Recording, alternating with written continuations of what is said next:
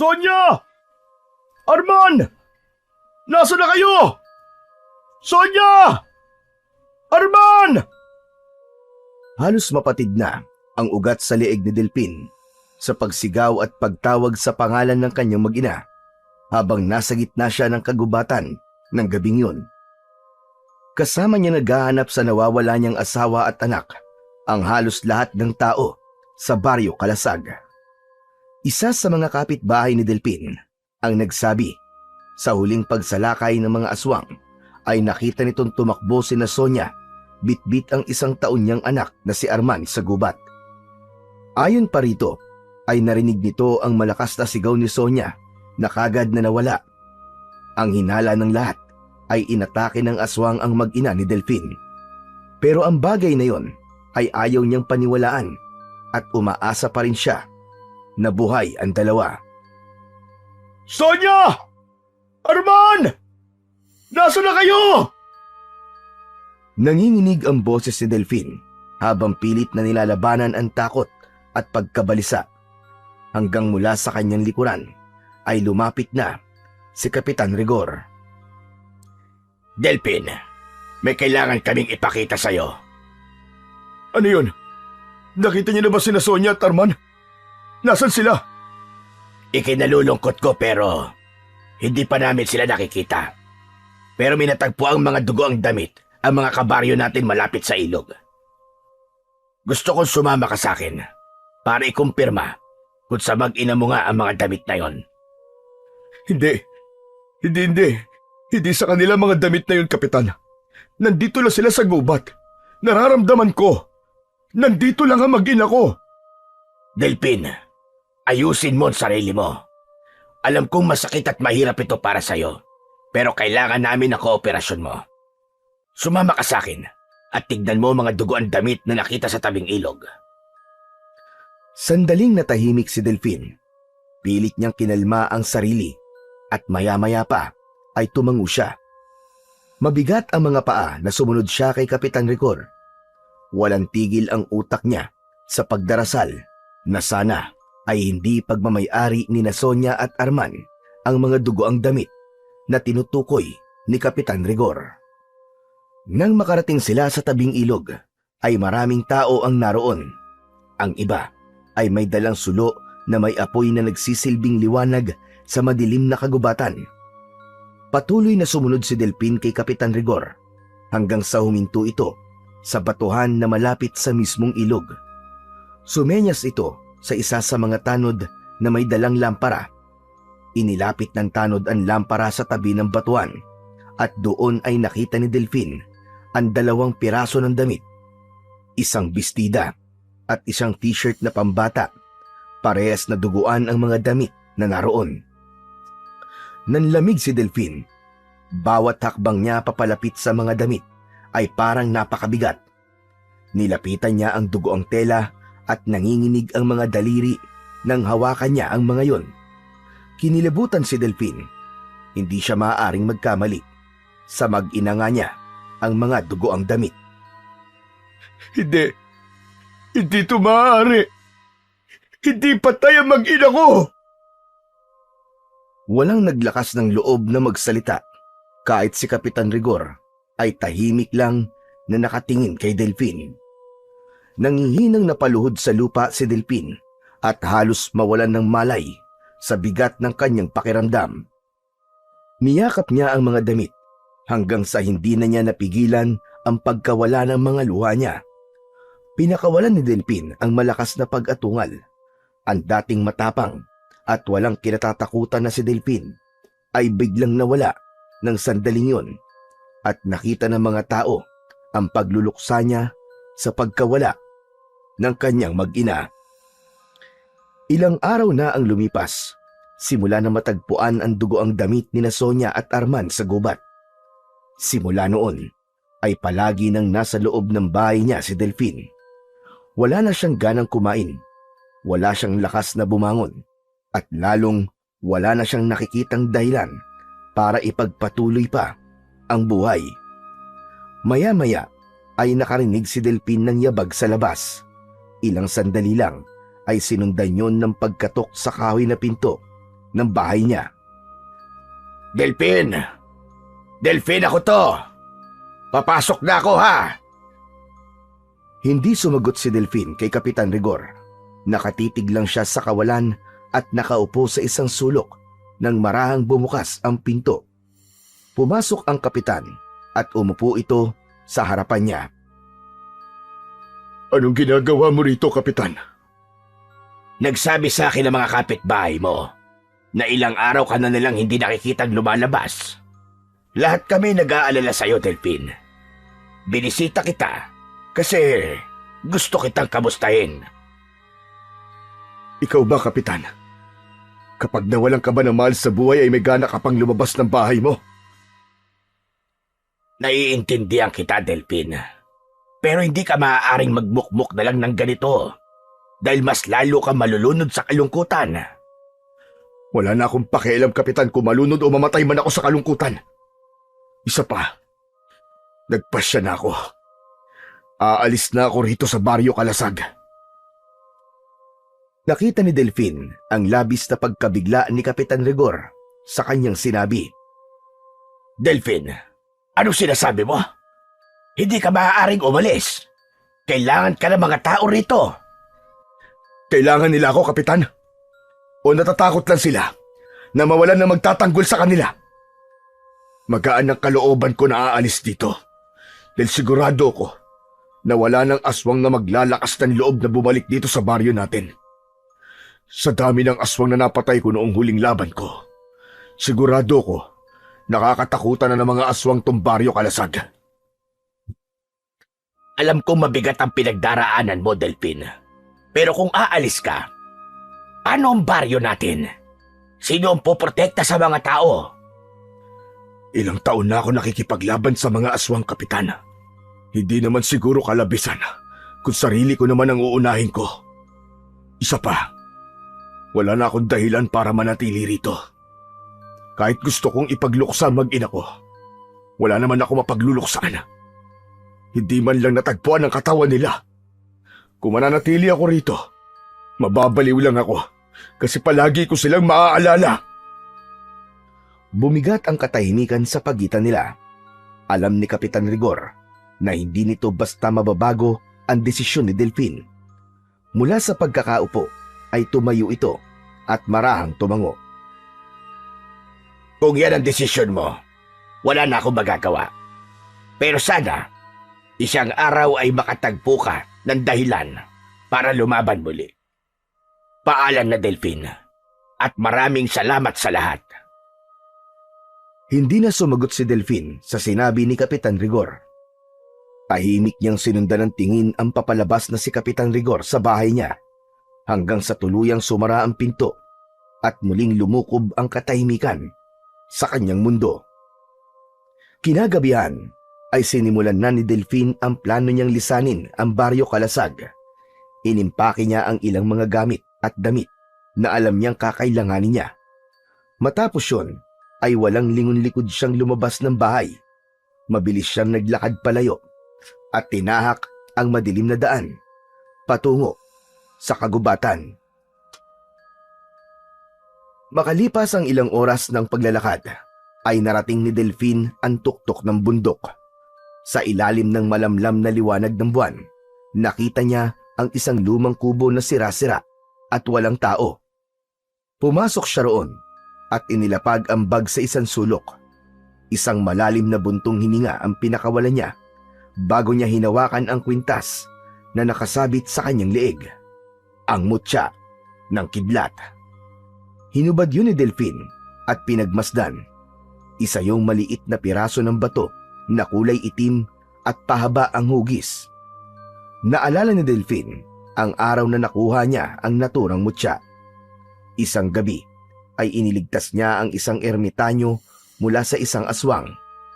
Bilang ganti ay ibinigay nito sa kanya ang mutya ng kidlat. Kilala ang mutyang yon bilang isa sa pinakamalakas na uri ng mutya.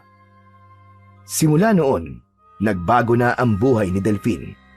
Naging mas mabilis siya, mas malakas at walang kinatatakutan sa pakikipaglaban, lalo na pagdating sa mga aswang. Nang dahil sa mutya ng kidlat, ay kinatatakutan na siya ng halos lahat ng uri ng mga aswang. Mabigat sa loob na binalot ni Delphine ang mutya sa isang pulang tela. Lumabas siya ng kubo at sa harapan nun ay naghukay siya gamit ang isang piraso ng sanga ng puno na nakita niya sa lupa. Nang maging sapat na ang lalim nun, ay inilagay niya ang pulang tela na kinalalagyan ng mutya sa hukay. Maraming salamat sa mga naging tulong mo sa akin. Pero hindi na kita kailangan. Dahil ngayong gabi ay tinatapos ko na ang pagiging manunugis ko. Pagkatapos ay marahan niyang tinabunan ng lupa ang hukay hanggang sa tuluyang mawala ang pulang tela sa kanyang paningin. Tahimik siyang bumalik sa loob ng kubo at humiga sa sirang papag. Sa kanyang isipan, bumalik ang mga alaala ng kanyang mag-ina, ang mga ngiti ni Sonia, ang masayahing tawa ni Arman. Ngunit ang lahat ng yun ay hanggang alaala na lang dahil tuluyan na siyang iniwan ng kanyang mag-ina. Mabilis na lumipas ang 20 taon at hanggang sa panahong yun ay mag-isa pa ring nakatira sa tuktok ng bundok si Delphine. Bakas na sa kanyang muka ang bigat ng mga taong lumipas. Sa paligid ng kubo niya ay may mga taniman ng gulay.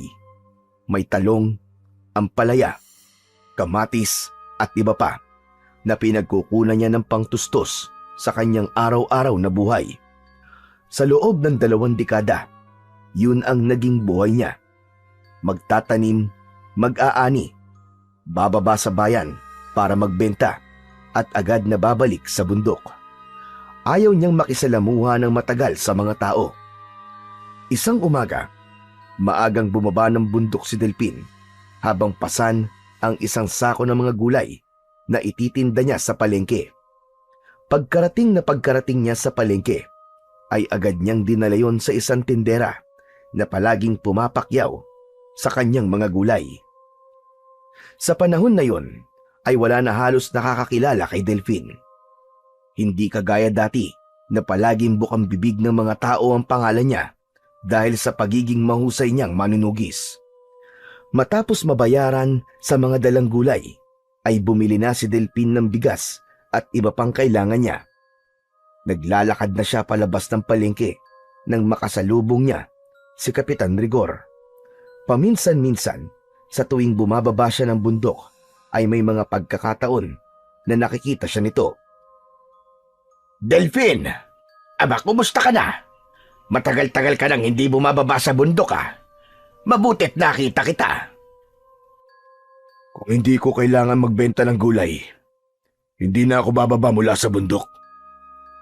Parehas na silang may edad, pero si Kapitan Rigor ay nanatiling matikas.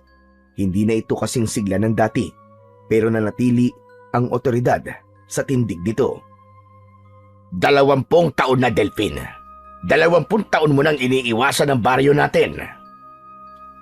Hindi ko iniiwasan ang baryong ito, Kapitan.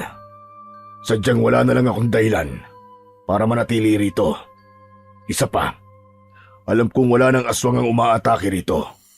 At kahit meron man, ay hindi pa rin ako babalik. Matagal ko nang tinalikuran ang pagiging manunugis ko. Ay, nako. Hanggang ngayon ba? Hindi mo pa rin matanggap ang nangyari? Hindi naman yun basta tinatanggap, Kapitan. Wala ako mapagluksaan. Paano mong ipagluluksa ang isang patay kung wala akong nakitang bangkay nito? Pero hanggang kailan ka ganyan, Delphine? Kahit anong oras na gusto mong bumalik, ay welcome ka pa rin dito. Yung bahay mo, inaalagaan namin. Dahil may ilan na nagnanais na bumalik ka pa rin dito. Hindi na nagsalita si Delphine. Nilagpasan niya si Kapitan Rigor at diretso siyang naglakad. Kahit sabihin na 20 taon nang nakalipas, ay hindi pa rin nawawala ang sakit sa dibdib ni Delphine dahil sa pagkamatay ng kanyang mag-ina sa kamay ng aswang. Sa mga lumipas pang araw, ay ipinagpatuloy ni Delphine ang buhay niya sa tuktok ng bundok. Matapos niyang mag-almusal, ay agad siyang nagpupunta sa kanyang taniman na mga gulay Ngunit sa umaga na yon, isang hindi inaasahang pangyayari ang gumambala sa kanyang katahimikan. Habang abala si Delphine sa pagbubungkal ng lupa, ay may naramdaman siyang presensya sa likuran niya. Agad siyang napatayo at sa paglingon niya ay nakita niya si Kapitan Rigor na palapit sa kanya. Pawisan ito at bakas sa muka ang labis na pagod. Malalaki ang mga hakbang na sinalubong ni Delphine si Kapitan Rigor, hindi upang batiin, kundi upang palayasin. Anong ginagawa mo rito, Kapitan Rigor? Delphine, kailangan kitang makausap. Hindi ka na dapat nagpunta pa rito, Kapitan. Nananahimik na ako rito.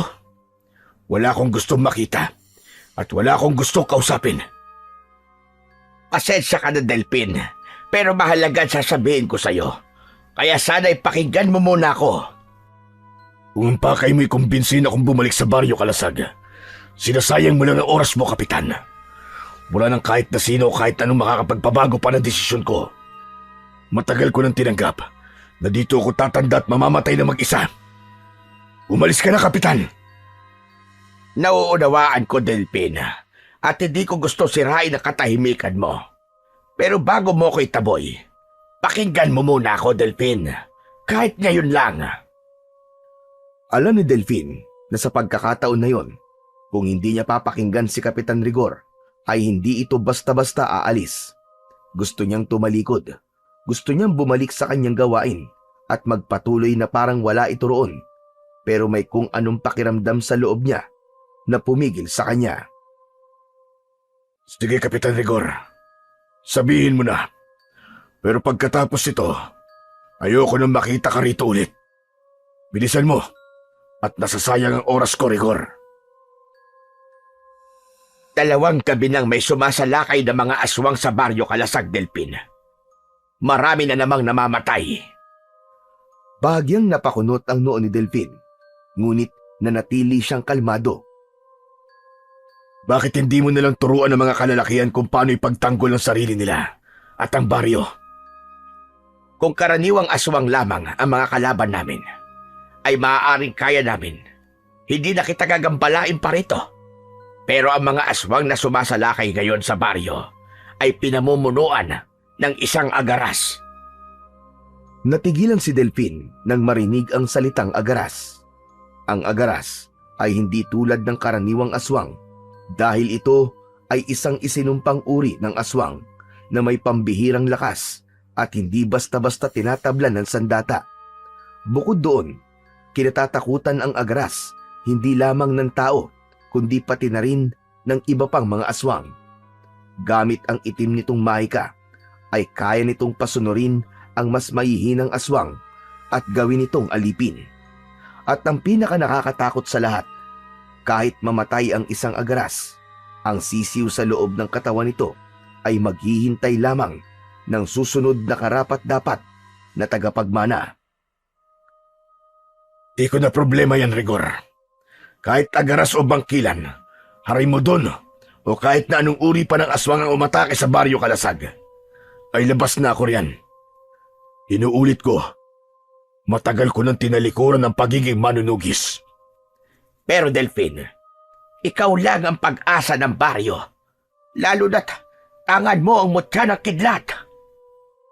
Sinabi ko na sa'yo, Rigor, wala na makakapagpabago pa ng desisyon ko. At ang sinabi mong mutya ng kidlat, wala na yun sa akin. Matagal ko nang itinapon ng bagay na yun. Bumaba ka na, bago ka paabutan ng dilim dito. Sa kabila ng pagtaboy ni Delphine kay Kapitan Rigor, ay nanatili pa rin ito sa kinatatayuan nito. Matiin naman itong tinitigan ni Delphine. Ipinaramdam niya sa kapitan na kahit na anong sabihin o gawin ito, ay hindi na magbabago ang isip niya. Hindi nagtagal ay napayuko si Kapitan Rigor. Hindi na ito nagsalita at tumalikod na ito at naglakad pababa ng bundok.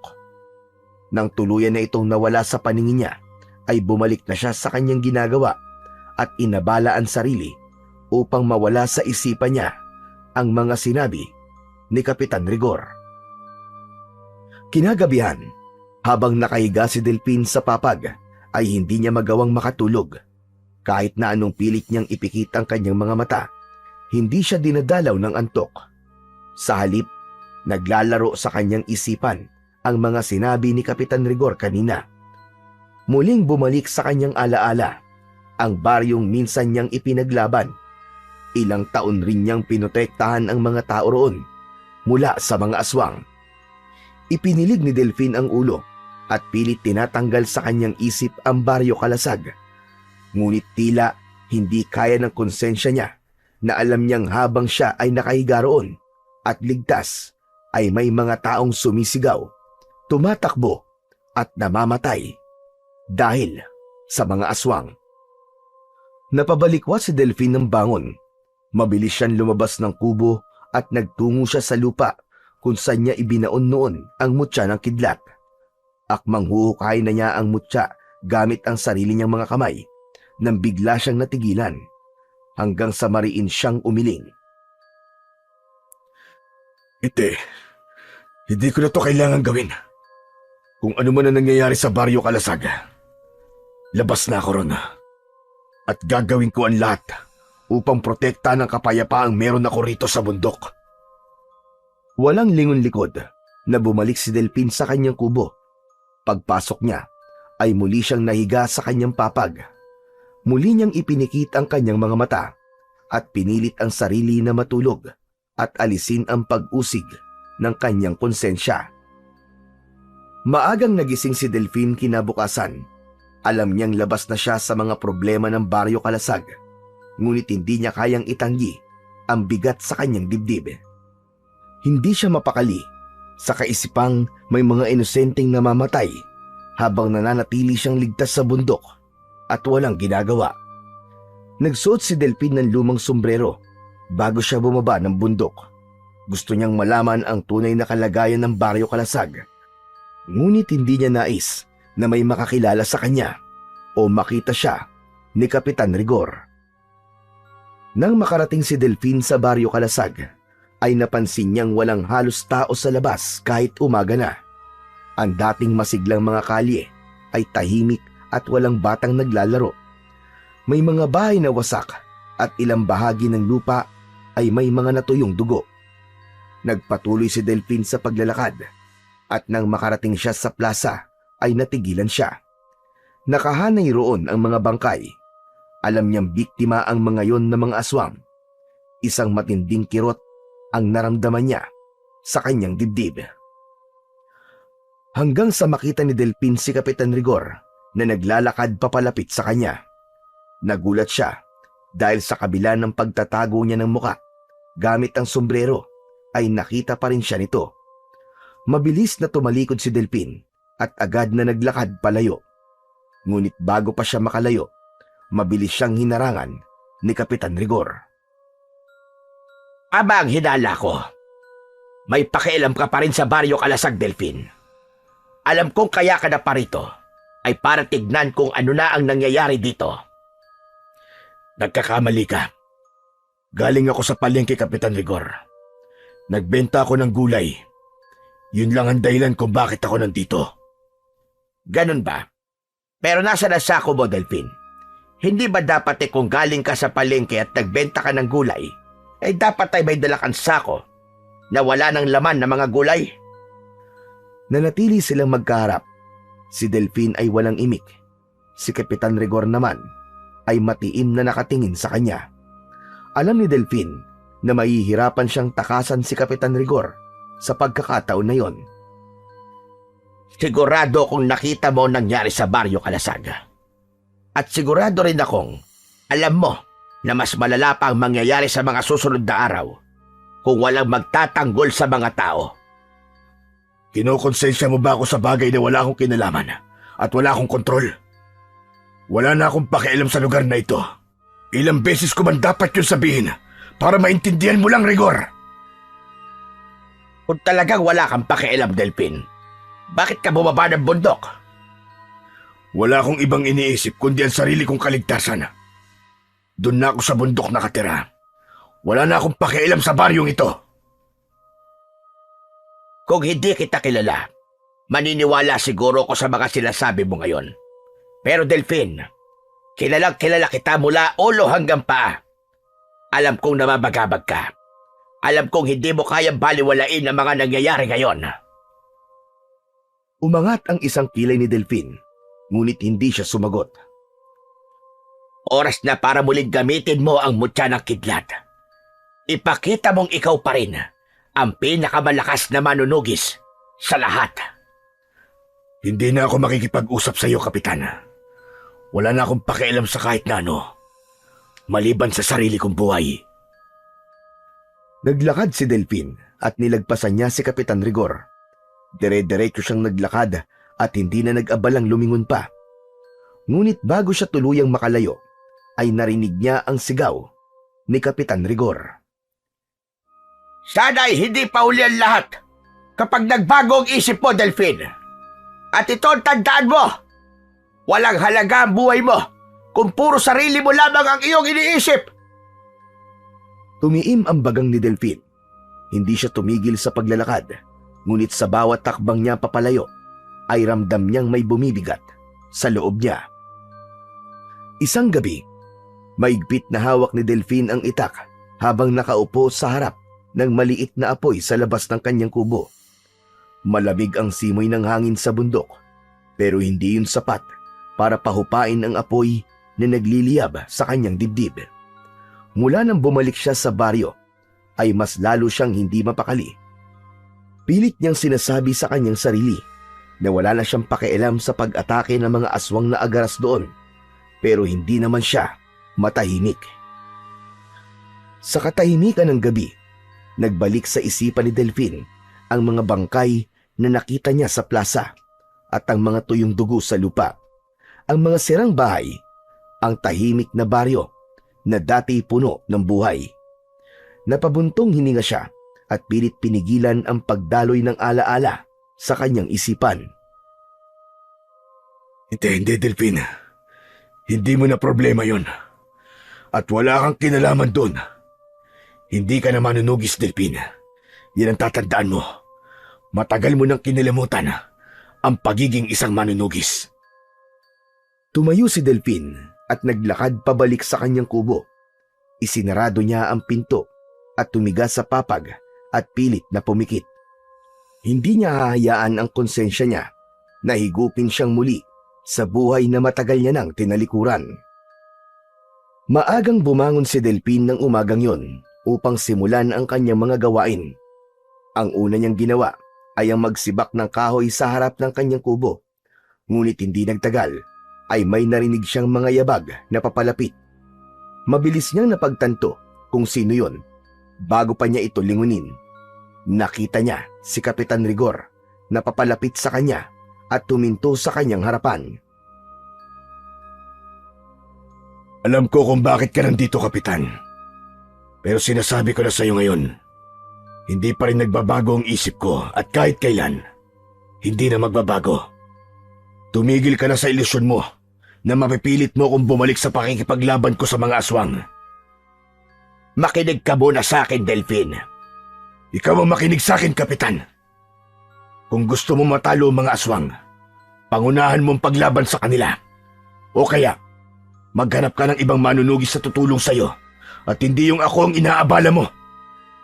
Sandali lang, Delphine. Wala ko rito para pilitan kang bumaba sa bundok at lumaban. Tanggap ko nang hindi kita mapipilit sa bagay na gusto kong gawin mo. Sandaling natigilan si Delphine at kumunot ang noo niya. Kung ganun, anong pakay mo sa akin, Kapitan? May isang binata sa baryo namin. Matapang siyang nakikipaglaban sa mga aswang. Nakita ko ang potensyal niya, Delphine.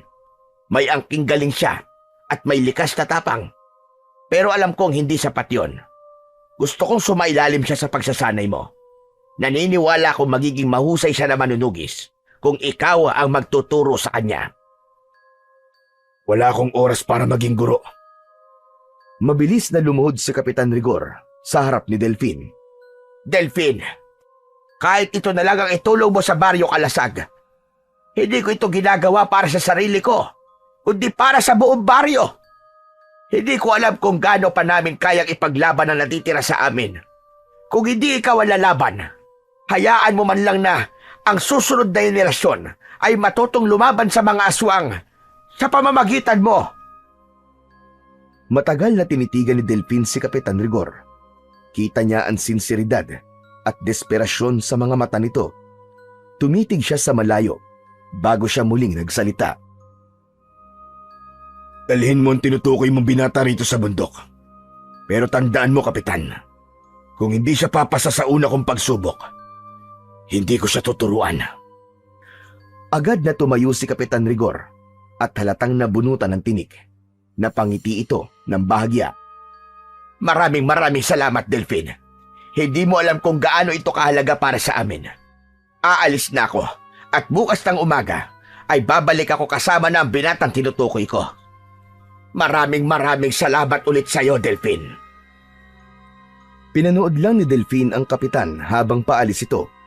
Ngunit sa kaloob-looban niya, alam niyang isang hakbang na naman ang ginawa niya, pabalik sa mundong pilit niyang iniiwasan.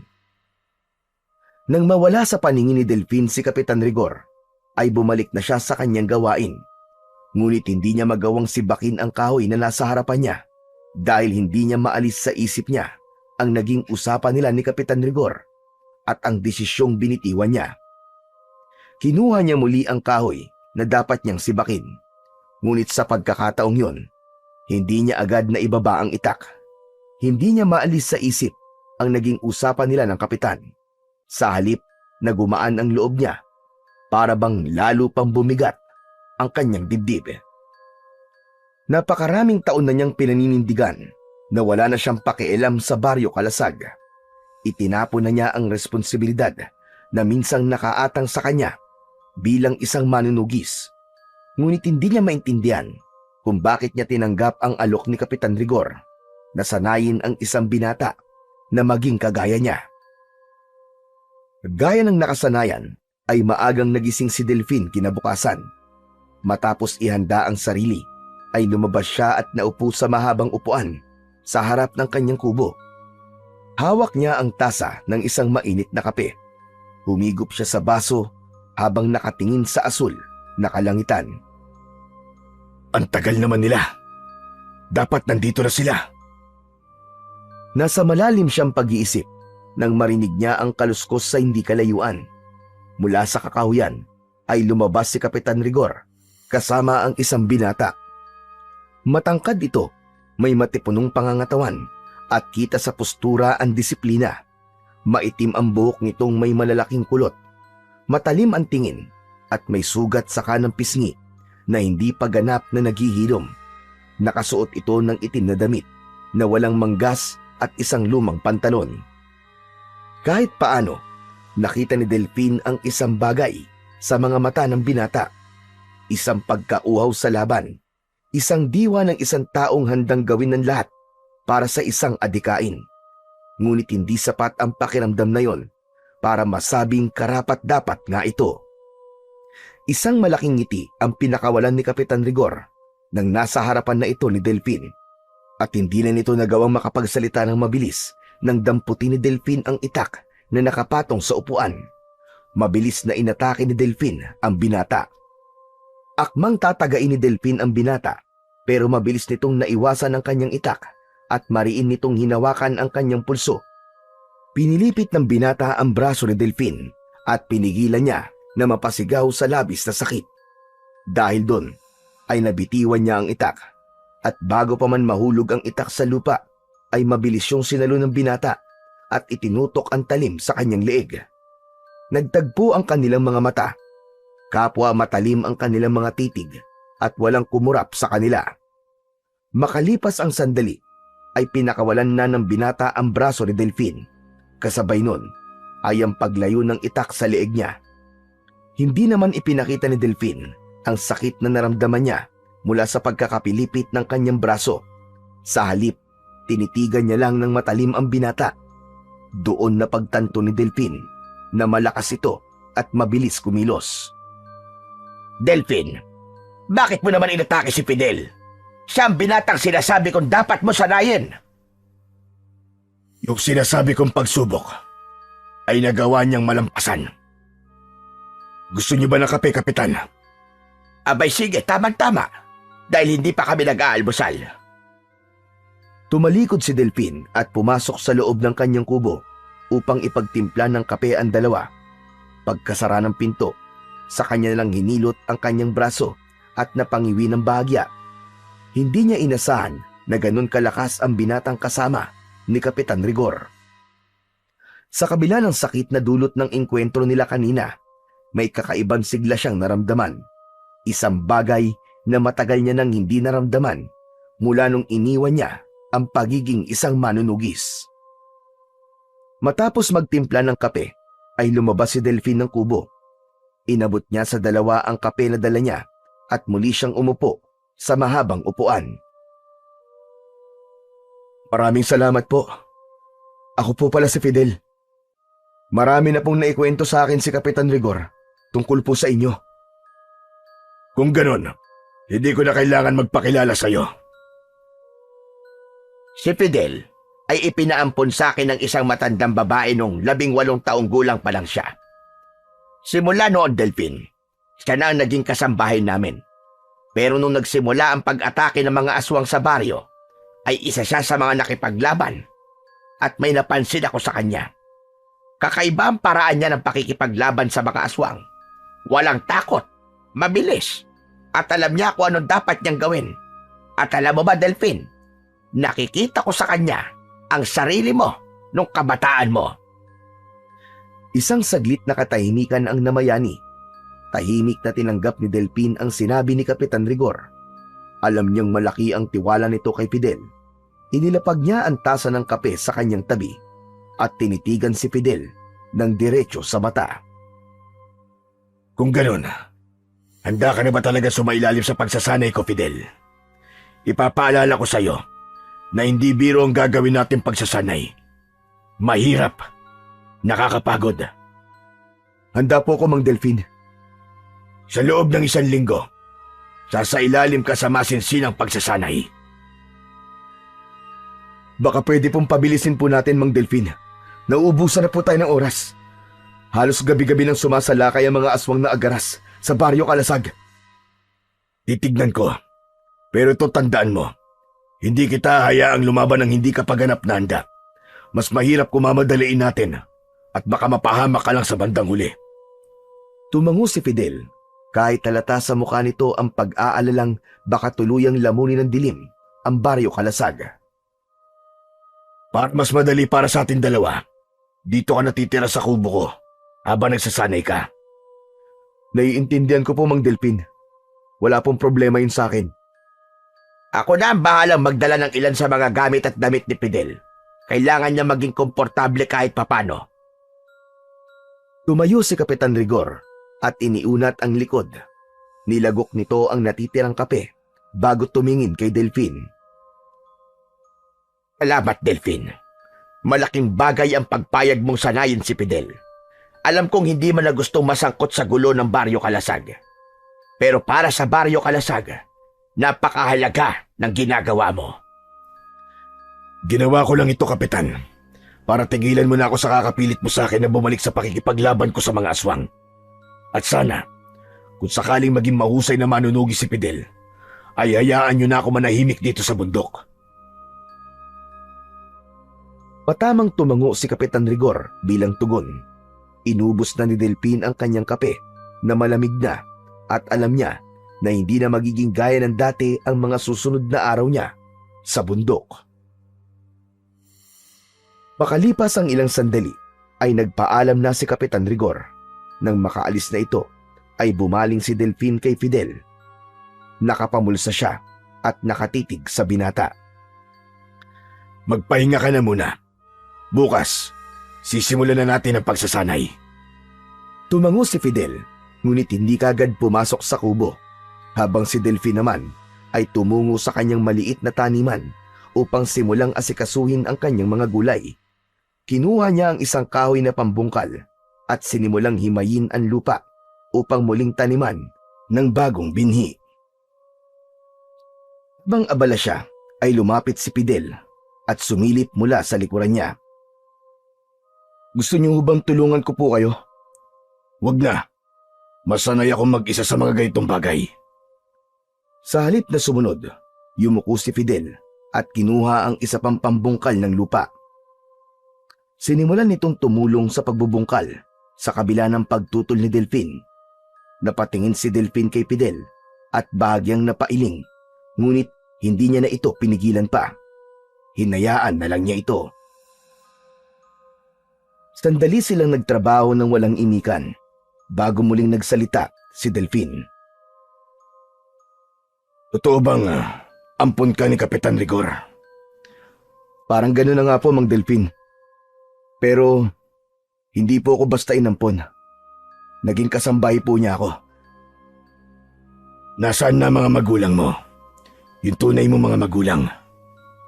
Namatay po ang nanay ko nung 15 anyos pa lamang po ako dahil sa malubhang sakit. Wala po kaming pera, kaya hindi ko na po siya napatingin sa doktor. Kaya hindi ko na po nalaman kung ano po ang sakit niya. Ang tatay ko naman po ay hindi ko po nakita. Ang sabi po ni nanay namatay po siya nung sanggol pa lang ako.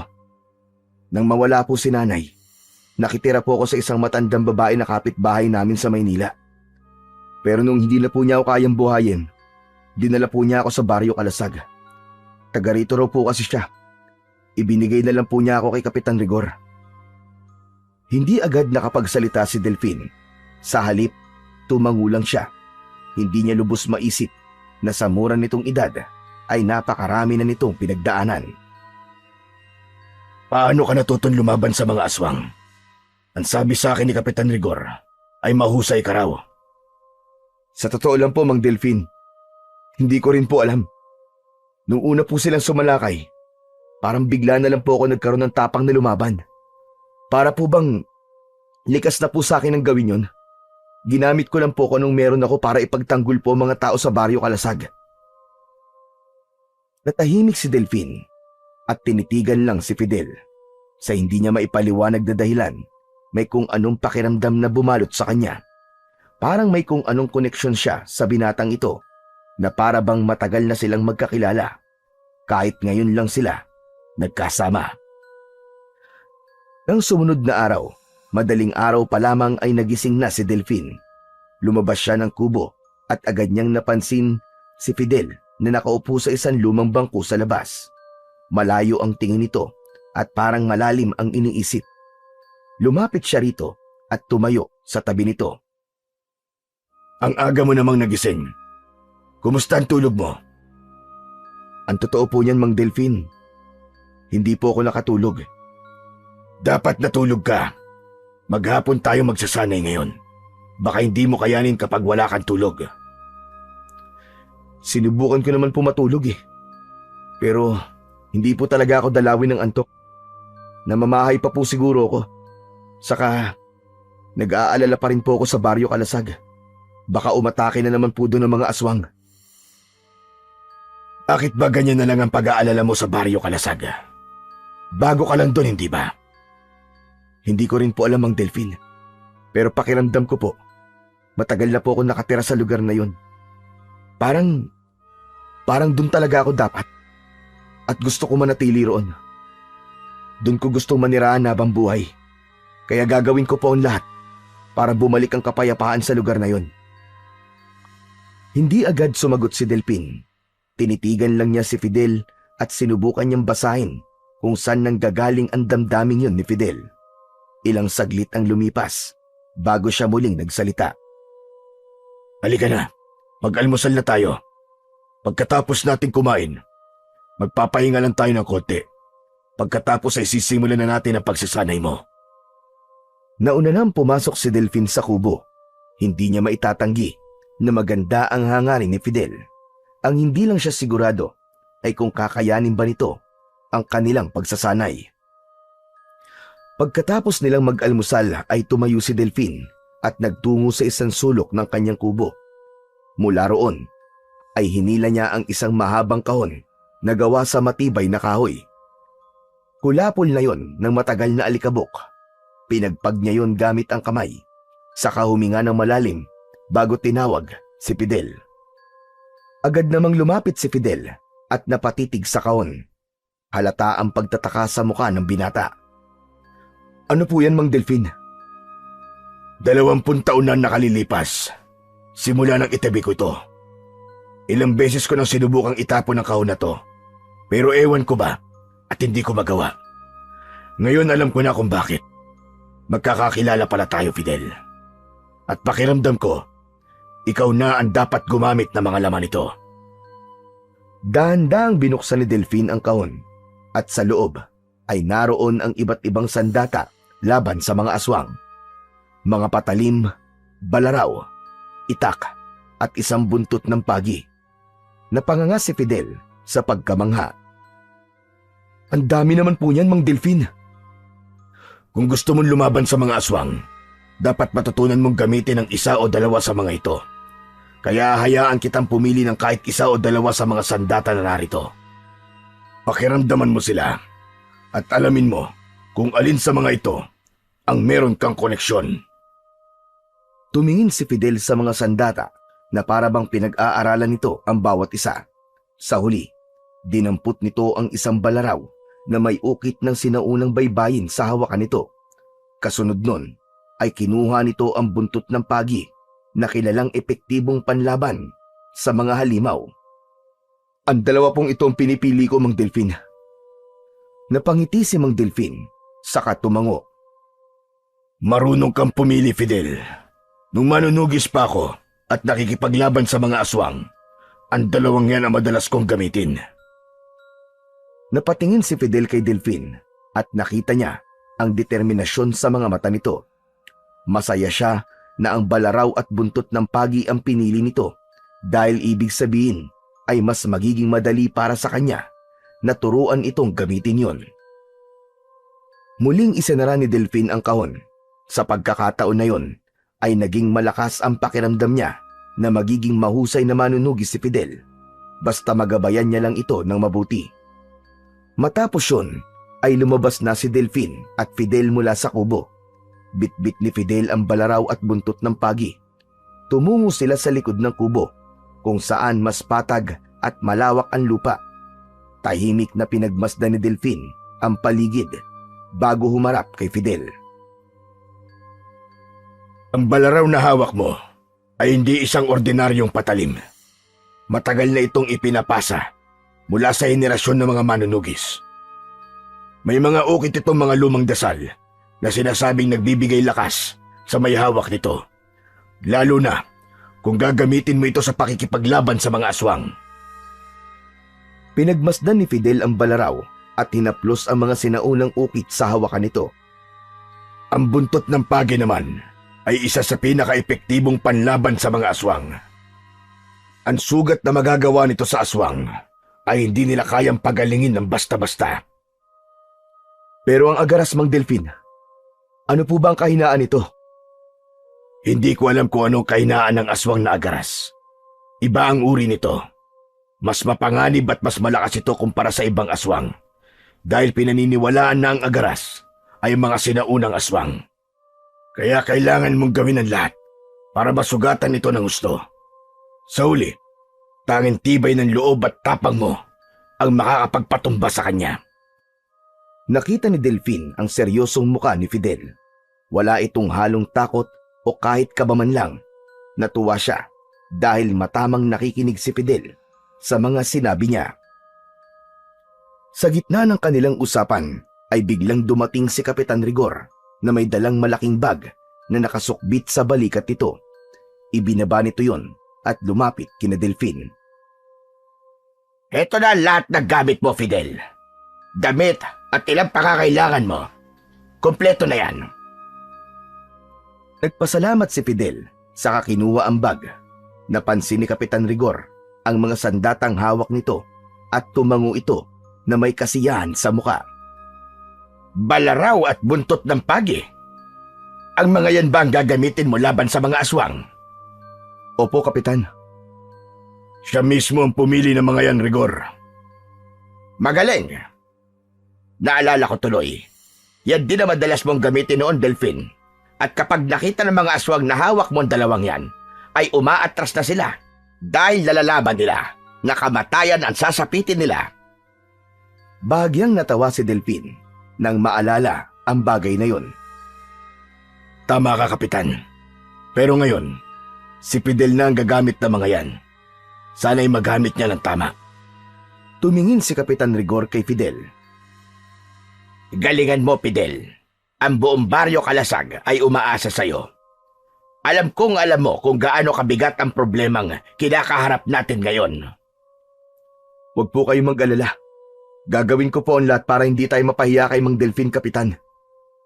Ngayon pa lang ay nagpapasalamat na ako sa'yo, Fidel. At sa'yo rin, Delfin. Tatanawin kong napakalaking utang na loob ito sa'yo. Pero kailangan ko nang umalis. Kailangan din namin maganda habang nagsasanay kayo rito. Matapos yun ay tumalikod na si Kapitan at naglakad pababa ng bundok. Nang sina Delfin at Fidel na lang ang naroon, ay tinapik ni Delfin sa balikat si Fidel. Matapos yun, ay pansamantalang kinuha ni Delfin ang mga sandatang hawak ni Fidel. Bagya siyang lumayo dito. Balaraw at buntot ng pagi ay mas magiging epektibo laban sa aswang kung gagamitin ng sabay. Ang balaraw para sa malapitang pag-atake, habang ang buntot ng pagi ay para sa malayuan. Panoorin mo muna ako kung paano ko to gamitin, Fidel. Agad na ipinakita ni Delfin kay Fidel ang tamang paggamit ng balaraw at buntot ng pagi. Naramdaman niya na bahagyang bumagal ang pagkilos niya at alam niya na dahil yon sa nagkakaedad na siya. Isa pang dahilan ay hindi niya suot ang mutya ng kidlat. Pero kahit medyo bumagal na si Delfin, ay nakita pa rin niya ang paghanga ni Fidel habang pinanonood siya. Makalipas ang ilang sandali, ay huminto na si Delfin. Inabot niya kay Fidel ang balaraw at buntot ng pagi. O sige, ikaw naman, Fidel. Subukan mo. Napalunok si Fidel, pero hindi ito umatras. Huminga ito ng malalim. Hinawakan ng sandata at ginaya ang mga galaw na ipinakita kanina ni Mang Delfin. Isang mabilis na saksak gamit ang balaraw, kasunod ng isang paglatigo ng buntot ng pagi sa ere, ang unang ginawa ni Fidel. Muli nito yung inulit, pero sa pagkakataong yun, ay dinagdagan ng sarili nitong diskarte at paraan ng pag-atake. Nakita ni Delfin ang puwersa at gigil sa bawat galaw ni Fidel. Sa halip na basta lang gayahin si Delfin, tila natural nitong dinadama ang mga sandata at sinamahan nito ng sarili nitong estilo. Nakanganga si Delfin habang pinapanood si Fidel. Hindi niya inaasahang ganong kabilis nitong matututunan ang teknik niya. Sa loob lang ng ilang minuto, hindi lang ito basta natuto, kundi nagpakita pa ito ng sariling diskarte. Naramdaman ni Delfin na tila likas na talaga kay Fidel ang pakikipaglaban na parabang galing ito sa lahi ng mga mandirigmang manunugis. Matapos ang ilang minuto, ay tumigil na si Fidel. May kasiyahang nakapintas sa mukha nito at hindi man lang ito hinihingal. Lumapit si Delfin at tinapik ito sa balikat habang may paghangang nakaukit sa kanyang mukha. Hindi ako nagkamali sa pagtuturo sa'yo. At higit sa lahat, hindi nagkamali si Kapitan Rigor sa pagpili sa'yo bilang bagong tagapagtanggol ng Baryo Kalasag.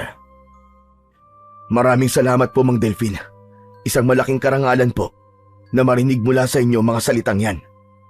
Ipagpatuloy mo lang ang ginagawa mo, Fidel, at darating ang panahon na baka malagpasan mo pa ang lakas at husay na meron ako. Napalunok si Fidel sa bigat na mga salitang yon ni Mang Delfin. Pero sinabi yun ni Delfin hindi para ma-pressure si Fidel, kundi upang mas lumaki pa ang tiwala nito sa kanyang sarili. Lumipas ang mga araw at araw-araw ay sumasailalim si Fidel sa matinding pagsasanay sa paggabay ni Mang Delfin. Tuwing umaga, bago sumikat ang araw, nasa likod na sila ng kubo upang simulan ang kanilang pagsasanay. Isang umaga, habang nasa gitna ng pagsasanay, ay pinagmasdan ni Delfin si Fidel. Sa bilis ng pag-atake nito, sa husay nitong umiwas at sumalag, ay sigurado siyang kaya na nitong patayin ang kahit pinakamabangis na aswang, gaya ng ginagawa niya noon. Hanggang sa naisip ni Delfin Nasubukan palalo si Fidel. Magaling, Fidel. Ngayon, subukan mong umatake sa akin. Napakurap si Fidel. Hindi pa kailanman naghamon si Mang Delfin ng harapang labanan sa buong panahon ng kanilang pagsasanay. Sa kabila ng kaba ni Fidel ay tumango ito at agad na pumosisyon. Sa isang iglap, nagsagupaan silang dalawa. Ang buntot ng pagi ni Fidel ay humagupit sa ere, ngunit sinalagyo ni Delfin gamit ang balaraw. Isang mabilis na suntok ang pinakawalan ni Delfin, pero naagapan yun ni Fidel at mabilis itong nakaiwas. Napangiti si Delfin. Itinaas niya ang dalawang kamay bilang hudyat na huminto na sila sa paglalaban. Hindi ko inaasahan. Naaabot ka sa antas na ito sa loob lang ng ilang araw, Fidel. Pinapahanga mo ko. Maraming salamat po, Mang Delfin. Ang lahat po ng ito ay dahil po sa napakagaling niyong guro. Habang nakatingin si Delfin kay Fidel, ay mas lalo niyang nakita ang sarili niya dito. Nung nasa edad niya si Fidel, ay parehas sila ng determinasyon at hangarin. Kaya na siguro niya na tamang tao ang sinasanay niya para maging susunod na tagapagtanggol ng Baryo Kalasag. Isang hapon, matapos ang isang nakakapagod na araw ng pagsasanay, ay nagpahinga sina Delfin at Fidel sa ilalim ng isang malaking puno. Ang malamig na simoy ng hangin ay nagbigay ng konting ginhawa sa kanilang pagod na katawan. Habang nakatanaw sa malayo si Delfin, si Fidel naman ay nakatitig sa kanya na tila may gustong itanong. Matagal na po kayong hindi lumalaban sa mga aswang, di ba? Sabi po ni Kapitan Rigor, 20 taon na simula nang tumigil kayo at dito na kayo sa bundok na nirahan. Bakit po pala kayo tumigil sa pagiging manunugis? Hindi ba sinabi ni Rigor sa iyo kung bakit? Hindi po. Siguro, naisip niya na kayo ang dapat magsabi sa akin ng bagay na yun. Kung yun po ay okay lang po sa inyo. Nanatiling nakatingin sa malayo si Delfin nang magsimula siyang magkwento kay Fidel. Pinatay ng aswang ang mag-ina ko at hindi ko na natagpuan ang mga katawan nila. Simula noon, nawala na ang gana kong lumaban. Alam ko na kahit ilang libong aswang pa mapatay ko, ay hindi na babalik ang mag-ina ko, Fidel. Kaya lumayo ako at iniwan ko ang Baryo Kalasag dahil naniniwala ako noon na kapag ginawa ko yun, ay mawawala ang sakit ng pagkawala nila. Pero nagkamali ako. Hindi pala sagot ang paglayo para mawala ang sakit. Kahit ilang taon na ako mag-isa dito sa bundok, hindi pa rin nawala ang sakit na nararamdaman ko. Kaya Fidel, gawin mo ang lahat para protektahan ang mga mahal mo sa buhay. Para hindi mo maranasan ang naranasan ko. Pangako po, Mang Delfin. Gagawin ko po ang lahat para maging kagaya nyo. Para maprotektahan ko ang mga taong mahalaga sa akin. Huwag mong naising maging kagaya ko, Fidel. Dahil meron kang sariling kapalaran at narito lang ako para gabayan ka. Alam mo, Fidel, habang pinanonood kita sa pagsasanay natin, ay nakikita ko na sa mabuting kamay ang Baryo Kalasag. Hindi ko inakala na isang dayo pa sa lugar na yon ang susunod na magiging tagapagtanggol ng Baryo Kalasag. Natawa si Fidel ng mahina, saka umiling. Kahit naman din po ako, Mang Delfin. Hindi ko rin po yun inakala. Pero, simula po na salakayin ng mga aswang ang Baryo Kalasag, ay nagkaroon na po ako ng kagustuhan na protektahan ito. Kaya malaking tulong po sa akin ang pagsasanay na ginagawa natin. Mas lalo akong lumalakas at mas lalo akong nauunawaan kung paano lalabanan ng mga aswang. Napatingin si Delfin at tumango. May paghanga sa kanyang mga mata habang nakatingin kay Fidel. Sa tingin ko, ay oras na para malaman mo ang bagay na ito, Fidel. Hindi ko alam kung nasabi na ito sa iyo ni Rigor, pero ang lakas na meron ako noon ay hindi lang nagmula sa sarili kong kakayahan. Nung araw, ay meron akong isang bagay na nagbibigay sa akin ng mas matinding lakas. Kaya ako kinatatakutan noon ng mga aswang. Hindi pa po nabanggit sa akin yan ni Kapitan Rigor. Ano po ang bagay na yun? Ang mutya na kidlat. Isang ermitanyo nagbigay sa akin ng mutyang yon. Nasa na po ang mutyang yun? Parang hindi ko po nakikita na dala o suot-suot nyo. Nang magdesisyon akong huminto sa pagiging manunugis, ay tinago ko yon. At sinabi ko sa sarili ko na hindi ko na yun gagamitin kahit kailan. Pero ngayon nakikita ko ang determinasyon mo at ang potensyal mo, ay napagdesisyonan ko na kapag dumating ang araw na makita kong handa ka na, ay pagkakaloob ko sa iyo ang mutya na kidlat. Natigilan si Fidel. Nanlaki ang mga mata niya sa sinabi ni Mang Delfin. Halos hindi ito makapagsalita at hindi makapaniwala na pagkakatiwalaan nito ni Mang Delfin sa ganoong kalaking bagay. Salamat po. Maraming salamat po talaga, Mang Delfin. Sa labis na kasiyahan, hindi napigilan ni Fidel ang sarili at niyakap nito si Mang Delfin. Nagulat si Delfin sa ginawa ni Fidel, pero nang maramdaman niya ang yakap nito, ay isang kakaibang pakiramdam ang bumalot sa kanya. Para bang tumalon ang kanyang puso at tila may pamilyar sa yakap na yon. Napalunok si Delfin at dahan-dahang pumikit. May isang alaala na pilit na sumisiksik sa kanyang isipan. Isang yakap na matagal niya nang hindi nararamdaman. Isang yakap na para bang bumalik siya sa panahon na puno pa ng saya at hindi pa binabalot ng hinagpis ang kanyang puso. Marahang inilayo ni Delfin ang sarili niya kay Fidel. Pasensya na po kung bigla ko po kayong niyakap. Sobrang saya ko lang po talaga. Ayos lang yun, Fidel. Pumasok na tayo sa loob at dumidilim na. Kailangan pa nating magluto ng hapunan. Nauna nang tumayo si Delfin at habang naglalakad siya palayo kay Fidel, ay hindi niya alam kung bakit tila may mga luwang nais kumawala sa kanyang mga mata. Isang gabi, tahimik na kumakain sina Delfin at Fidel. Ang liwanag ng gasera ang tanging nagbibigay ng ilaw sa kanilang hapagkainan. Habang sa labas ay maririnig naman ang marahang ihip ng hangin at huni ng mga kuliglig. Mamayang hating gabi, maghanda ka, Fidel. Bakit po? Titignan ko kung handa ka na talaga makipaglaban sa agaras. Naisip ko na wala namang mainam na pagsubok kaysa sa aktwal na pakikipaglaban. Pero, paano po natin gagawin yon? Bababa tayo sa bundok. Pupunta tayo sa gubat malapit sa Baryo Kalasag. At maghahanap tayo ng aswang na magiging kalaban mo. Sige po, wala pong problema, Mang Delfin. Ang totoo nga po niyan eh. Gustong-gusto ko na po makipaglaban sa mga aswang para magamit ko na po ang lahat na natutunan ko sa inyo. Matapos ang hapunan, ay naghanda na silang dalawa sa pagbaba nila sa bundok. Pagsapit ng hating gabi, lumabas sila Delfin at Fidel ng kubo para bumaba sa bundok. Dala ni Fidel ang kanyang balaraw at buntot ng pagi, habang itak naman ang dala ni Mang Delfin. Tandaan mo ito, Fidel. Ikaw lang ang makikipaglaban. Kung may makita tayong aswang, titignan ko kung handa ka na ba talaga. Tumango si Fidel at hindi na nagtanong pa. Matapos yun, ay sinimulan na nila ang pagbaba sa bundok.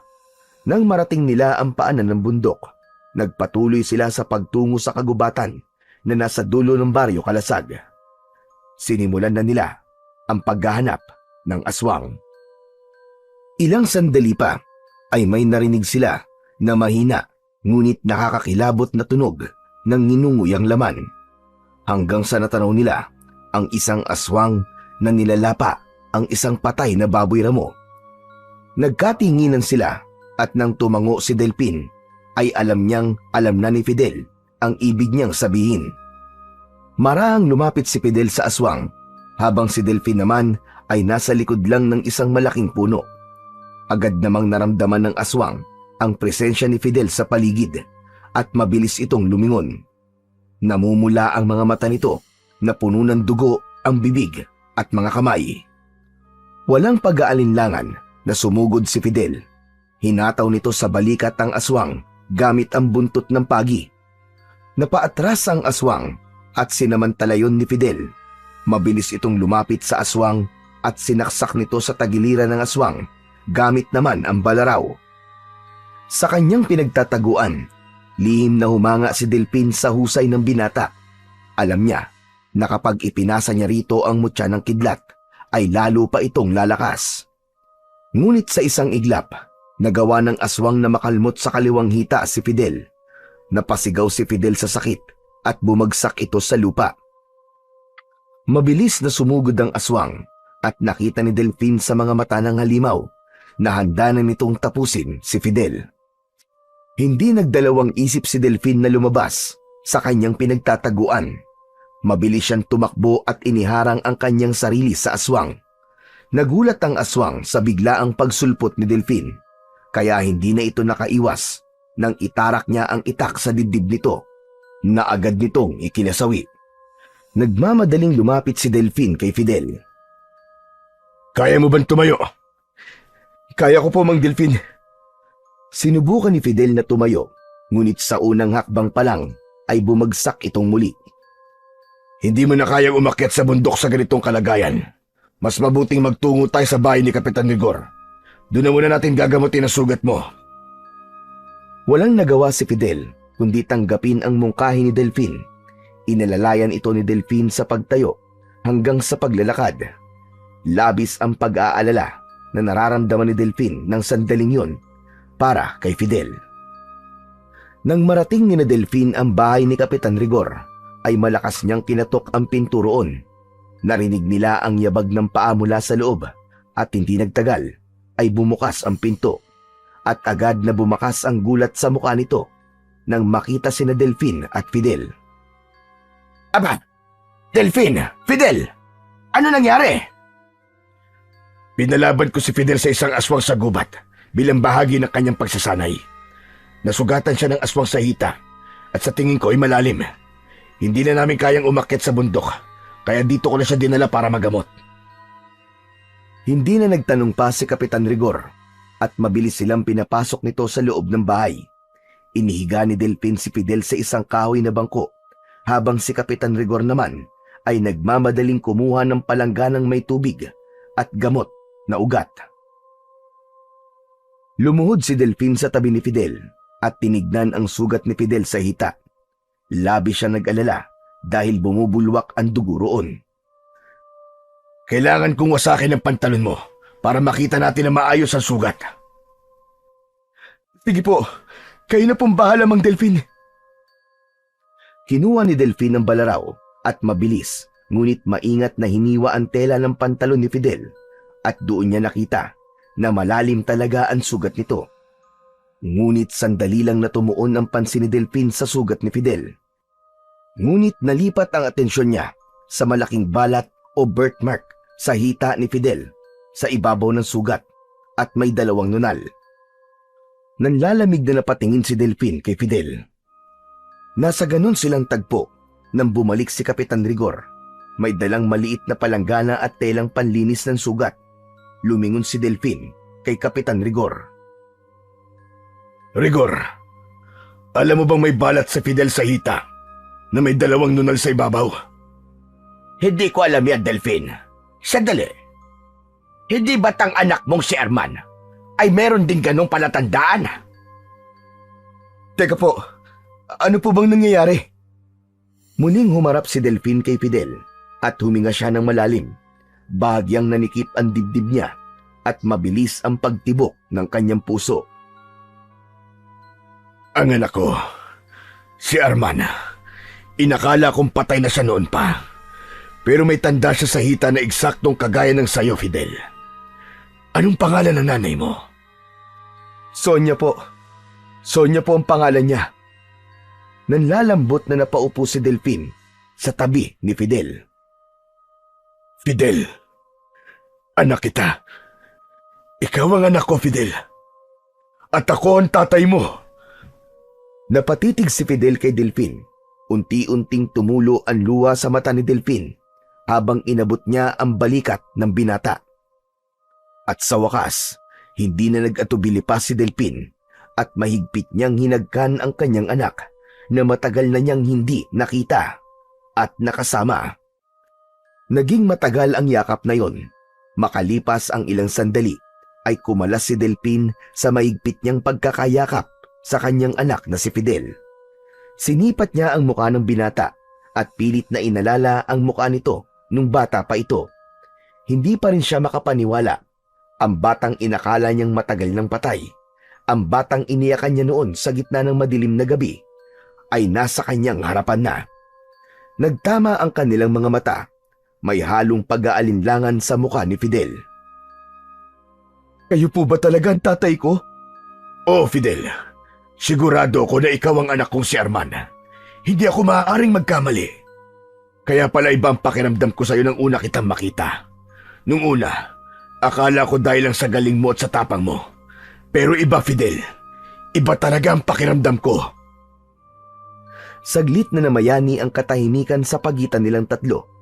Maging si Kapitan Rigor ay tahimik na nakamasid na parang hindi rin alam kung paano sasalubungin ang natuklasang katotohanan. Ano ka na buhay? Alam ko, namatay ka. Pati ang nanay mo sa kamay ng aswang. Nung bata pa po ko, bago namatay si nanay, ay may iniabot po siya sa akin isang sulat. Sabi niya, kung sakaling dumating ang araw na makita ko ang tatay ko, ibigay ko raw sa kanya. Baka po nandun ang kasagutan sa lahat ng tanong natin. Ulat? Hindi ko pa po binubuksan ang sulat na yun gaya ng bili ni nanay. Nasaan ang sulat na sinasabi mo? Nasa gamit ko po dun sa bundok. Agad na nagpalitan ng tingin sina Delphin at Kapitan Rigor. Alam nilang hindi sila maaaring mag-aksaya ng oras. Kailangan bumalik tayo ngayon sa bundok. Pero sandali lang, Delphin. Hindi pa magaling ang sugat ni Fidel. Kaya ko na po maglakad. Huwag niyo po akong alalahanin. Tinignan ni Delphin ang nakangawing si Fidel. Namumutla ito sa sakit ng sugat nito sa hita, pero kita rin sa mga mata nito ang matibay na determinasyon. Napabuntong hininga si Delphin. Hindi tayo aalis nang hindi mo na ginagamot ang sugat mo. Kapag napabayaan yan, ay baka kung ano pang mangyari sa'yo. Mabilis na kumilos si Kapitan Rigor at binasa ang isang piraso ng malinis na tela at pinigayon bago idiin sa sugat ni Fidel. Napapikit si Fidel at napakapit sa gilid ng bangko. Matapos linisin ang sugat, kumuha si Delphin ng antiseptic at nilagyan ang sugat ni Fidel para makaiwas sa impeksyon bago niya yun lagyan ng benda. Kaya mo ba talaga maglakad, anak? Kaya ko po. Aalalayan ka na lang namin ni Rigor. Tara na. Maingat na inalalayan ni na Delphin at Kapitan Rigor si Fidel. Lumabas silang tatlo sa bahay na yon at nagsimulang maglakad pabalik sa kubo ni Mang Delphin upang tignan ang sulat na iniwan ng asawa ni Delphin. Madilim pa rin nang marating ni na Delphin, Fidel at Kapitan Rigor ang kubo sa tuktok ng bundok. Bago pumasok, saglit na lumingon si Delphin sa paligid upang masiguro na walang ibang nakasunod sa kanila. Matapos yon, ay inalalayan niya si Fidel na makapasok habang nakasunod sa kanila si Kapitan Rigor. Agad na naglakad si Fidel patungo sa sulok ng kubo kung saan naroon ang mga gamit nito. Halatang hindi na ito makapaghintay na makita ang sulat na ibinigay dito ni Sonia.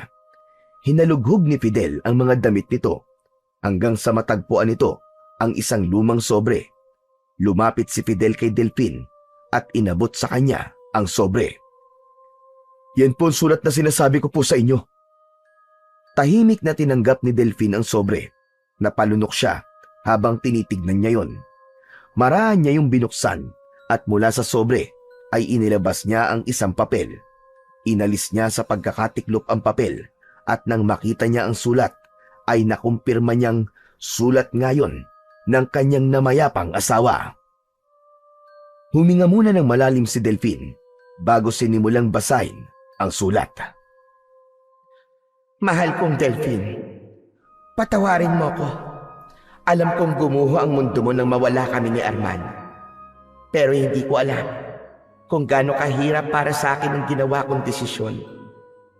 Pinili kong lumayo, hindi dahil hindi kita mahal, kundi dahil natatakot ako mapahamak ang anak natin. Alam kong bilang isang manunugis, maraming kaaway ang laging nakabantay sa bawat galaw mo. Ayokong gamitin nila si Arman laban sa'yo. Alam kong mahirap paniwalaan, pero sinadya kong mag-iwan ng dugo ang damit sa gubat upang isipin mong patay na kami. Ginawa ko yun upang tuluyan mo kaming makalimutan. Nagdesisyon din akong palitan ang pangalan ni Arman at tinawag ko siyang Fidel. Hindi ko gustong burahin ang nakaraan natin, pero gusto kong bigyan siya ng bagong simula. Pero kahit na anong gawin ko, alam kong darating at darating ang araw na magkikita kayo. At kapag dumating ang araw na yun, gusto kong malaman mo ang totoo. Mahal na mahal kita, Delphine.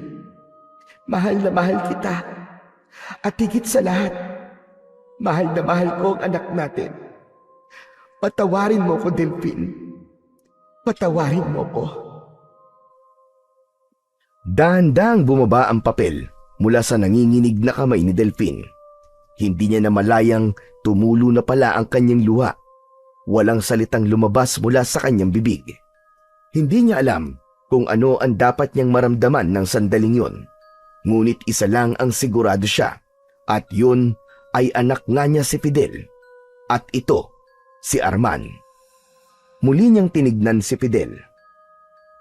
Tama nga ako. Ikaw nga ang aking anak. Hindi na nagdalawang isip si Fidel. Lumapit ito kay Delphine at maigpit siyang niyakap. Sa unang pagkakataon, sa napakaraming taon, naramdaman ni Delphine ang kapayapaan. Lahat ng sakit, hirap, pagtitiis at luha niya sa loob ng napakaraming taon ay parang bulang naglaho ng sandaling yun.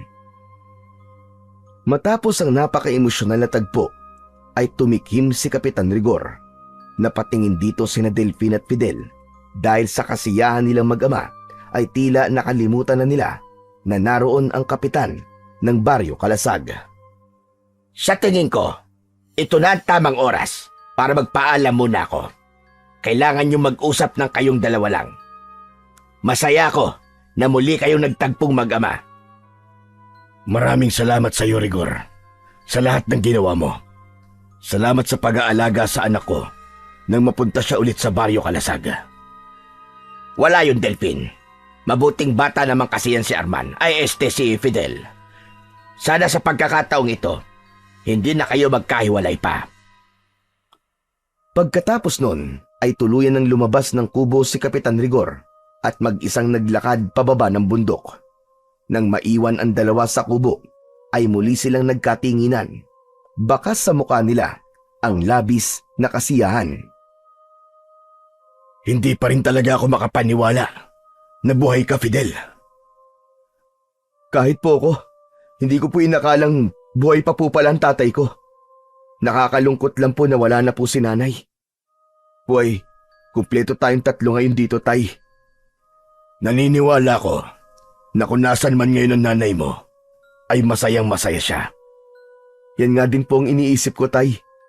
Pero siguro, kaya po ako napunta sa Baryo Kalasag ay gusto ng tadhana na magtagpo po tayong dalawa. At kaya naman likas sa akin ang pakikipaglaban sa mga aswang ay dahil isang manunugis ang ama ko. Bahagyang natigilan si Delphine sa huling sinabi ni Fidel. Bumaha ang kaba sa dibdib niya para sa kanyang anak.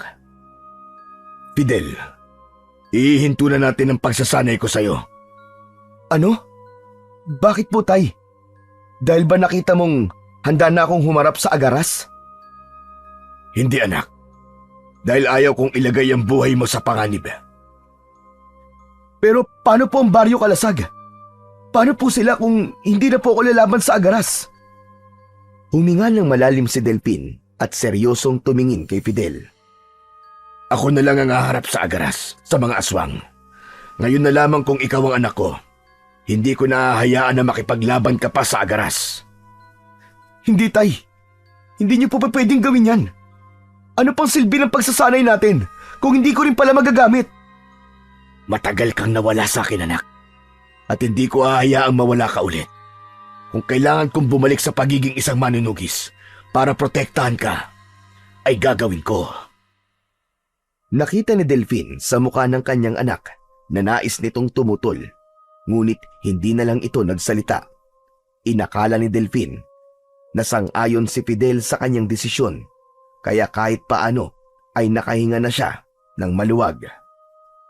Nang sumunod na araw ay maagang nagising si Delphine habang ang paligid ay napapalibutan ng makapal na hamog. Tahimik siyang lumabas ng kubo, hawak ang isang itak. Ang lamig ng umaga ay bumalot sa kanyang balat habang naglalakad siya patungo sa harapan ng kanyang kubo. Huminto si Delphine sa isang may kalakihang bato na tanda kung saan niya ibinaon ang mutya ng kidlat. Inalis niya ang bato at naghukay siya sa lupa gamit ang itak. Hindi nagtagal ay tumambad sa kanya ang telang pinagbalutan niya ng mutya. Nanginginig ang mga kamay na kinuha niya yon at binuksan. Napasinghap siya nang muli niyang nasilayan ang mutya ng kidlat. Mataman niya yung tinitigan. Ilang taon na rin simula nang huli niyang ginamit ang mutya. Isang bahagi ng kanyang sarili ang nagtangkang itago ito magpakailanman upang hindi na siya muling bumalik sa pagiging isang manunugis. Maya-maya pa ay naramdaman ni Delphine ang presensya ni Fidel sa kanyang likuran. Ay, yan po ba ang mutya ng kidlat na sinasabi nyo? Tama ka, anak. Ito ang mutya ng kidlat. Hindi ko inakala na darating ang panahon na muli ko itong gagamitin. Tumayo si Delphine at isinabit ang mutya sa kanyang leeg. Nang dumampi yun sa kanyang balat, ay agad niyang naramdaman ang paggapang ng isang hindi maipaliwanag na enerhiya sa kanyang buong katawan. Para bang may malamig at mainit na alon ng kuryente na dumaloy sa kanyang dugo. Muling nagising ang kapangyarihang matagal nang natutulog sa loob ni Delphine. Ay, talaga bang ayaw niyo akong lumaban sa mga agaras? Hindi agad sumagot si Delphine. Nilingon niya ang anak at nakita niya ang matibay na determinasyon sa mga mata nito. Alam niyang hindi basta-basta susuko si Fidel sa pagnanais na lumaban. Ayoko ng pag-usapan ng bagay na yan, anak. Ang tanging gusto ko lang ay ang maging ligtas ka. Hindi na siya naghintay ng sagot mula kay Fidel. Tumalikod siya at naglakad papunta sa likod ng kubo. Sa likod ng bahay ay hinayaan ni Delphine na patuloy na dumaloy ang lakas ng mutya sa kanyang katawan. Ipinikit niya ang kanyang mga mata at habang hawak ang mutya ay umusal siya ng dasal upang tuluyang manumbalik ang taglay na kapangyarihan ng mutya ng kidlat. Matapos ang maghapong pagsasanay ay huminto na si Delphine upang magluto ng hapunan nila ni Fidel. Nang dumilim na, ay dumulog na sina Delphine at Fidel sa harap ng hapagkainan. Sa kabila ng pagod ay pilit niyang ipinakita kay Fidel na maayos ang kanyang pakiramdam. Hindi nagtagal ay biglang bumukas ang pinto ng kubo at humahangos na pumasok si Kapitan Rigor. Baka sa mukha nito ang pagkabahala at takot. O Rigor, anong ginagawa mo rito? May nangyari ba? Umaatake ang agaras at mga aswang sa Baryo Kalasag. Agad na tumayo si Fidel na halatang handang sumabak sa laban. Mabilis nitong kinuha ang balaraw at ang buntot ng pagi mula sa tabi ng pinto. Ngunit mabilis na inagaw yon ni Delphine. Tay, akin na mga yan! Kailangan ko lumaban! Ngunit hindi natinag si Delphine. Maigpit niyang hinawakan ang mga sandata at hindi nagpakita ng kahit na anong intensyon na ibalik yon kay Fidel. Napatingin naman si Kapitan Rigor sa kanya at doon nito napansin ang mutya ng kidlat na nakasabit sa leeg niya. Delphine, bakit mo suot ang mutya ng kidlat? Rigor, nagdesisyon akong bumalik sa pagiging manunugis. Ako na ang haharap sa agaras. Kung ganon, dalawa kayo ni Fidel na lalaban. Hindi, Rigor. Ako lang ang lalaban. Pero tay, Hindi, Fidel. Hindi kita hayaang mapahamak. Hindi mo kailangan lumaban. Ako ang haharap sa agaras. Kaya ko siyang tapusin dahil hawak ko ang mutya ng kidlat. mariin ang boses ni Delphine at puno ng otoridad, habang bakas naman sa mukha ni Fidel ang matinding pagtutol. Hindi ka aalis sa kubong ito, Fidel. Nagkakaintindihan ba tayo? Opo, tay. Matapos yon, ay inaya na ni Delfin si Kapitan Rigor na magtungo sa Baryo Kalasag. Mabilis ang mga hakbang nila at nang malapit na sila sa paanan ng bundok ay narinig nila ang malayong sigaw mula sa baryo. Habang patuloy sa paglalakad si Delfin ay naramdaman niya ang malakas na pagkabog sa kanyang dibdib. Pero hindi yun dahil sa takot, kundi dahil sa pananabik. 20 taon na ang nakalipas mula noong huli niyang hinarap ang mga nilalang ng dilim. Matagal niyang itinanggi sa sarili ang pagiging isang manunugis. Ngunit ngayong hawak na niyang muli ang mutya ng kidlat, alam niyang hindi na siya maaaring umatras. Muli siyang lalaban at sa gabing ito, ipapakita niya sa agaras at sa lahat ng mga aswang na nagkamali ang mga ito ng baryong Ginambala. Pagdating ni Delfin at Kapitan Rigor sa Baryo Kalasag, ay nakita nila ang ilang kalalakihan na nahihirapang labanan ng agaras at ang mga aswang. Tumiim ang bagang ni Delfin nang makita ang agaras. Malaki ang katawan nun na halos doble ng pangkaraniwang tao. Maitim ang balat ng agaras at merong malalaking sungay sa ulo na bahagyang nakakurba.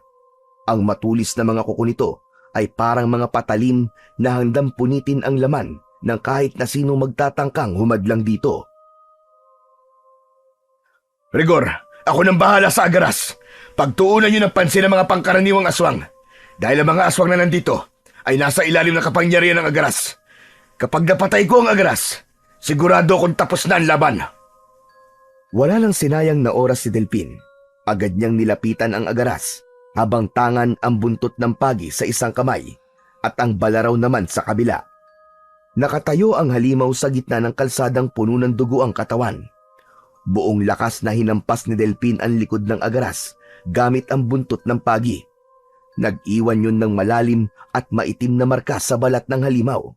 Napalingon ang agaras at walang paligoy-ligoy na sumugod si Delfin at itinarak niya ang balaraw sa dibdib ng agaras.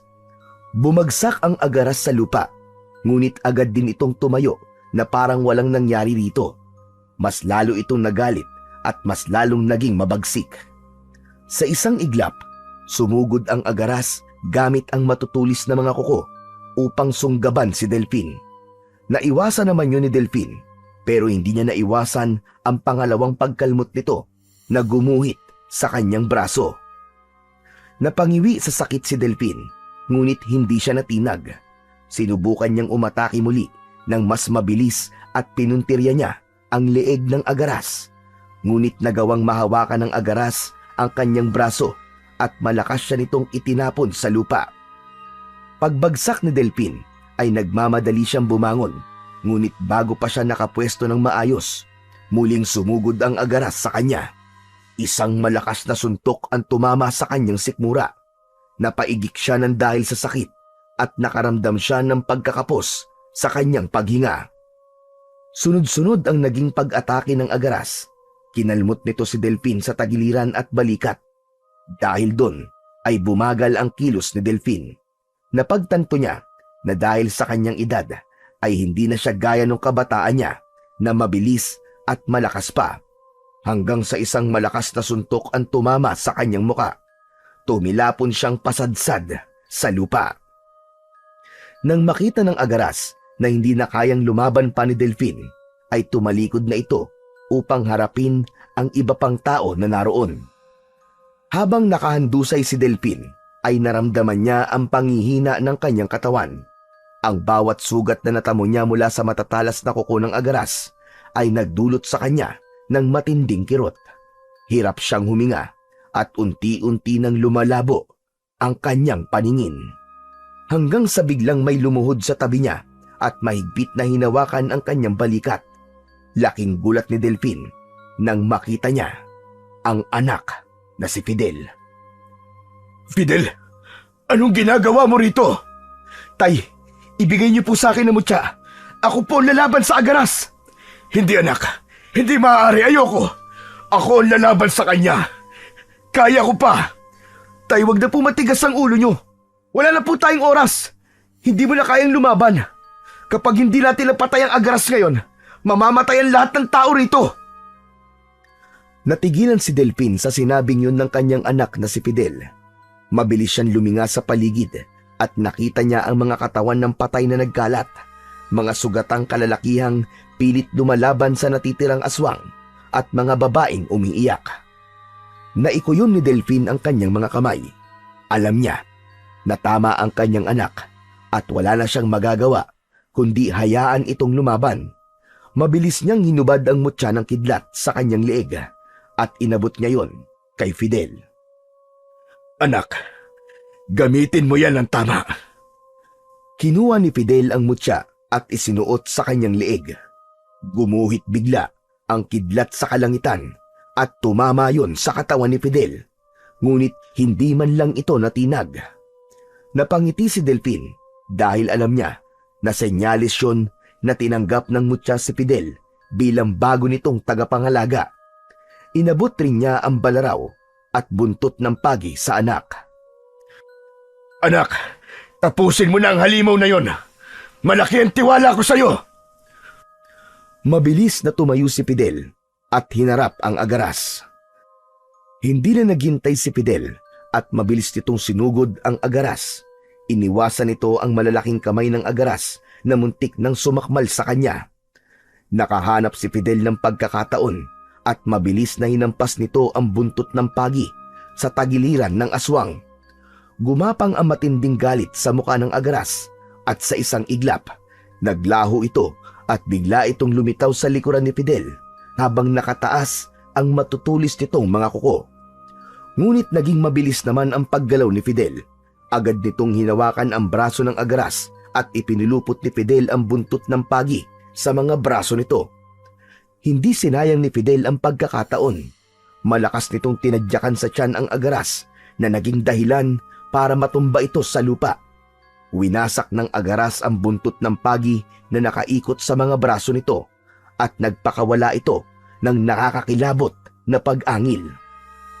Hinablot ng Agaras sa leeg si Fidel at inihagis ito ng malakas. Lumipad si Fidel sa ere at bumagsak sa isang nakabaliktad na kariton. Nang tumayo si Fidel ay ngumisi ang Agaras na parang nasisiyahan sa laban. Sumugod ang Agaras kay Fidel at dumepensa muna si Fidel. Ilang beses itong nakaiwas, ngunit ilang beses din itong nakalmot sa iba't ibang parte ng katawan.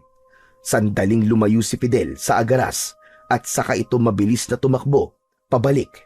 Iniwasan ni Fidel ang mga kuko ng halimaw at buong gigil at puwersa nitong itinarak ang balaraw sa tapat ng puso ng Agaras. Bumukas ang kalangitan at mula roon ay bumagsak ang isang kidlat na sumanib sa balaraw at dumaloy sa katawan ng Agaras. Nangisay ang Agaras at kasabay ng nakakayanig nitong sigaw ay bumagsak ito sa lupa. Bahagya pang nangisay ang katawan nito bago ito tuluyang nalagutan ng hininga. Nagmamadaling lumapit si Delfin sa nakahandusay na katawan ng Agaras. Pinanood nilang dalawa ni Fidel ang dahan-dahang pagbuka ng bibig ng halimaw at mula roon ay isang itim na sisiw ang lumabas. Nanginginig ang itim na sisiw at tila naghahanap ng bagong katawan na masasapian. Mariin na tinapakan ni Fidel ang sisiw. Narinig niya ang pagkadurog ng mga buto nito at ang huli nung paghuni bago'y nadurog sa ilalim ng kanyang sapatos. Nakita nila na nagsimula ng umatras ang natitirang mga aswang. Alam ni Fidel na dahil patay na ang Agaras ay nawala na rin ang mga aswang sa ilalim ng kapangyarihan nito. Nanghihina si Delfin, ngunit may ngiti sa kanyang labi. Nang humarap siya kay Fidel, ay isang mahigpit na yakap ang ibinigay nito sa kanya. Tapos na, Tay. Tapos na. Salamat po at nagtiwala kayo sa akin. Patawarin mo ko, anak. Kaligtasan mo lamang ang iniisip ko. Naiintindihan ko naman po kayo kasi gusto niyo lang po akong protektahan. Pero ang mahalaga, patay na po ang Agaras. Tapos na po ang dilubyo sa lugar na ito. Pinagmamalaki kita, anak. Anak ka talaga ng teteng. Habang yakap ang anak, ay ramdam ni Delphin ang init ng tagumpay. Napuno ng kasiyahan ng kanyang puso nang masaksiyan niya na marami sa mga taong naroon ang naiyak sa labis na kasiyahan dahil sa wakas ay tapos na ang kaguluhan sa kanilang baryo. Matapos ang lahat ng nangyari, ay nagdesisyon na sina Delphin na bumaba ng bundok at bumalik na sa dati nilang bahay sa baryo Kalasag. Doon na siya nanirahan kasama si Fidel at ganap na niyang tinanggap na nakatakda talagang sumunod ang anak niya sa kanyang yapak bilang isang manunugis. Hindi niya na tinutulan ang kapalaran ni Fidel, bagkus ay buong puso niya itong sinalay upang mas lalo pa itong humusay sa pagpoprotekta sa bayan laban sa mga aswang. Simula rin noon ay nagbalik na ang kapayapaan sa baryo Kalasag. Nagkaroon ng masayang pagdiriwang sa baryo upang kilalanin si Delphin at ipaalam sa bagong henerasyon ang kanyang kabayanihan noon. Pinuri siya ng mga matatanda, habang hinangaan naman ng mga kabataan ang kanyang mga ginawa. Dito natutunan ni Delphin ang isang mahalagang aral na hindi sa lahat ng oras ay kaya niyang akuin ang lahat ng pasanin at may panahon talaga na kailangang ipasa ang tungkulin sa mga susunod na henerasyon. Napagtanto ni Delphin na hindi niya dapat ipagkait kay Fidel ang pagkakataon na gampanan ang tunay na nakatadhana rito, na maging isang magiting na manunugis at kinatatakutan ng mga aswang na tulad niya.